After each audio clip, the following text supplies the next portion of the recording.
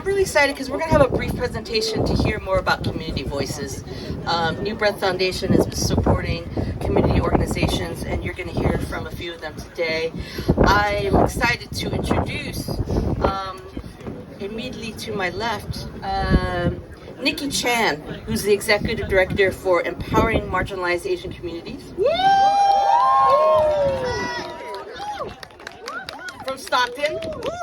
Yeah. Alina Fa'aola, Oakland Pacific Islander Network, Executive Director. Give it up. Yuan Wang, Executive Director of Lavender Phoenix. I was supposed to give a little fun fact about every person, so I'm going to do that again. A fun fact here. I'm going to start in a different way. Guess what Yuan used to be a part of? A death metal band. How did you know that? Yeah, I think it's the hair. I think it's the dyed hair. Yeah. Alina, okay, fun fact, has never tried pickles before. Can you believe that? Never tried pickles. Nikki, the eldest of more than 40 grandchildren. Wow. My first question to all of you is, each of you have such a great expertise within your work around community building. What's something unique that others could learn from your community building?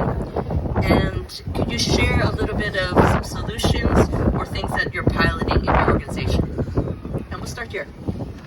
So I think for us at EMAC, it's also known as Empowering Marginalized Asian Communities.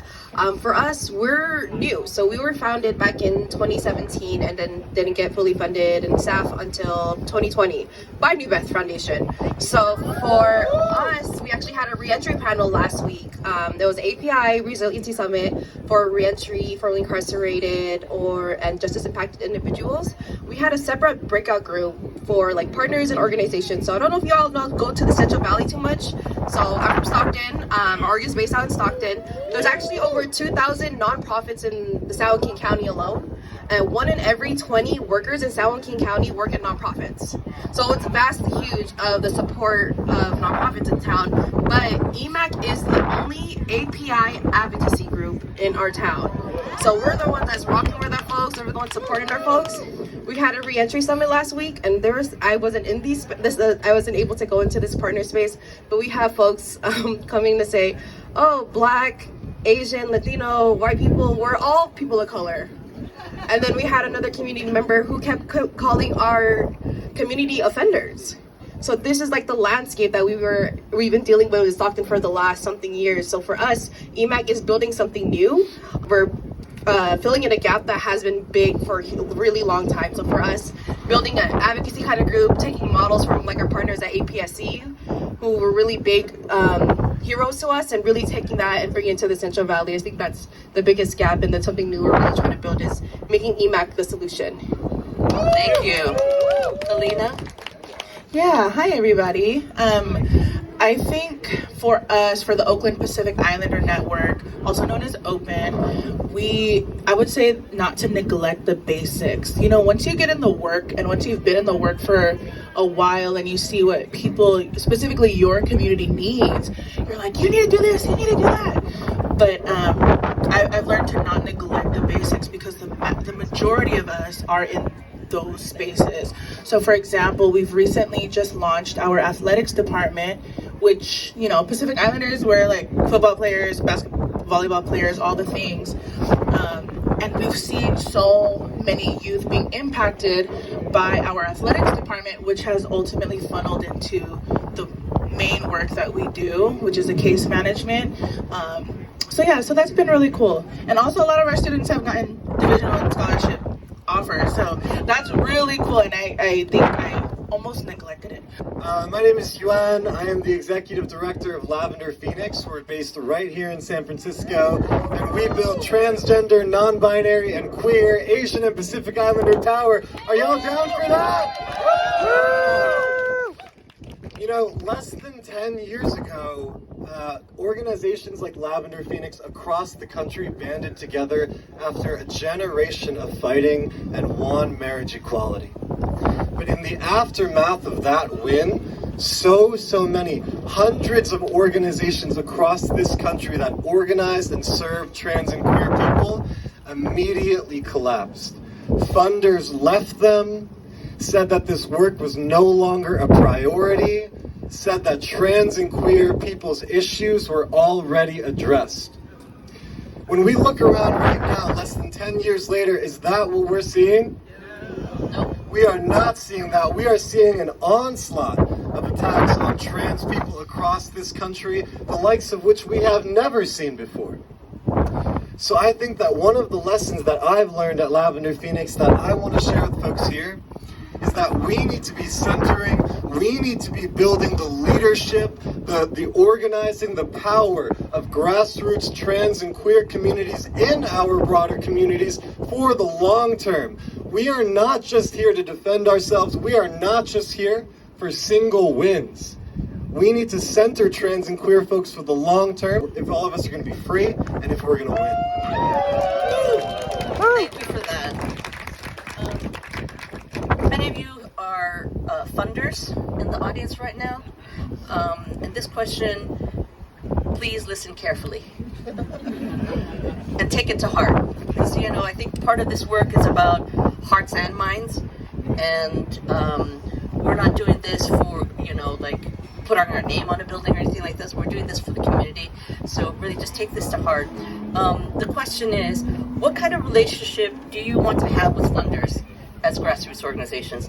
Name your top 3 things that you want funders to know about what kind of relationship we want to have that is not about power over, but it's about power with and co-creating. And I'm going to start with Alina.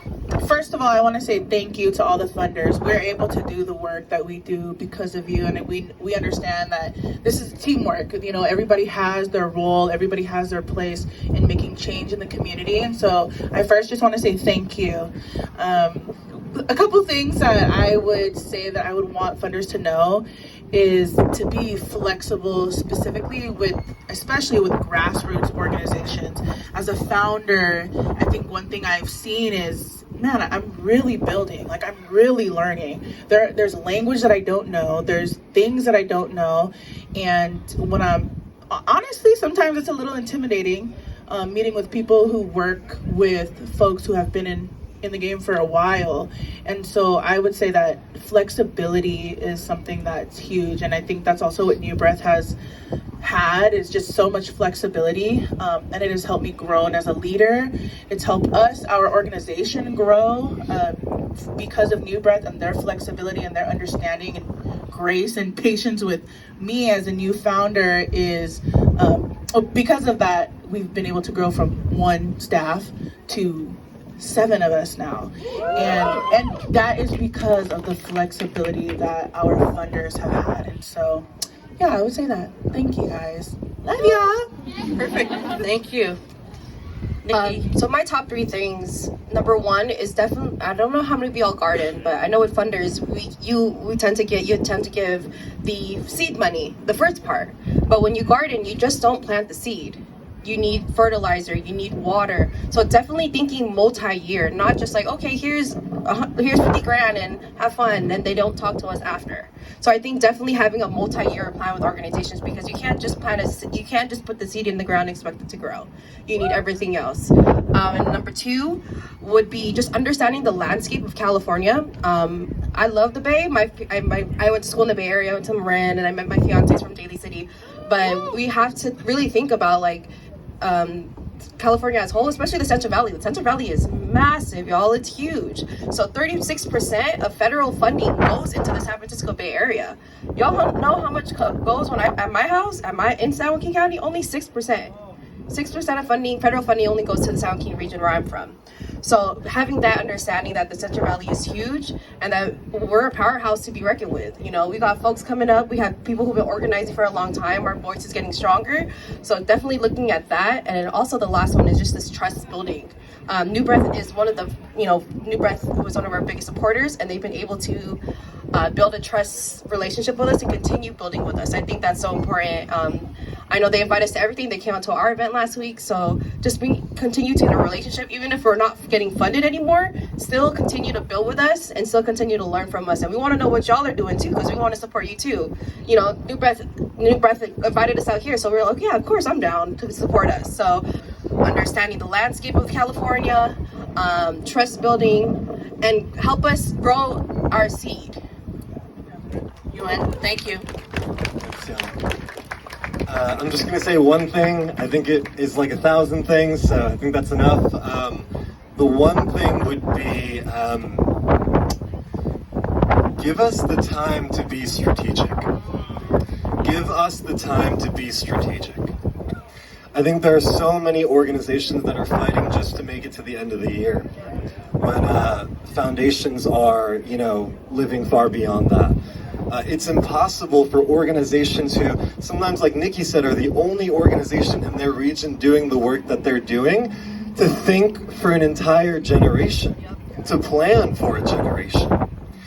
We have been putting billions and billions and billions of dollars through philanthropy into progressive organizations and into hella not progressive organizations over the past few generations, and we have not won yet. We have not had the space to think beyond urgent timelines, and we need the trust, we need the investment, the abundant investment, to be able to do that if we're actually going to win, if we're going to get to where we want to go. So help us get there, please. Thank you so much. My heart is so full with all that you've been sharing with us. I hope everybody is understanding the local grassroots voices. And I also wanted to share that we're in a context, a political and cultural context, where we continue, right? Peggy's here. Peggy's being honored. She used to work for APIP, and APIP had research, which is how much money goes to API communities. And it's always been less than 1%. So foundation dollars, less than 1%. That number or that needle hasn't changed. So we can make a difference, but we also have to think about where are we doing it in partnership, like in solidarity with others. And it's not just only for APIs to do this, for API folks. And the last thing that I just want to share is I heard trust base, I heard time, I heard watering, other stuff has to happen than just the seed, right? And thank you to New Breath, because you're giving risky money, you're giving money to people who might not have access to other kind of funding. So I just want to acknowledge that. There's a whole range of how foundations support different organizations, and you should continue supporting these groups and others who are not here. So let's think about also the folks who are not here as well. Thank you so much for listening and sharing and being here in the cold, but we're all warm. We're feeling warm with each other in a community. Thank you so much.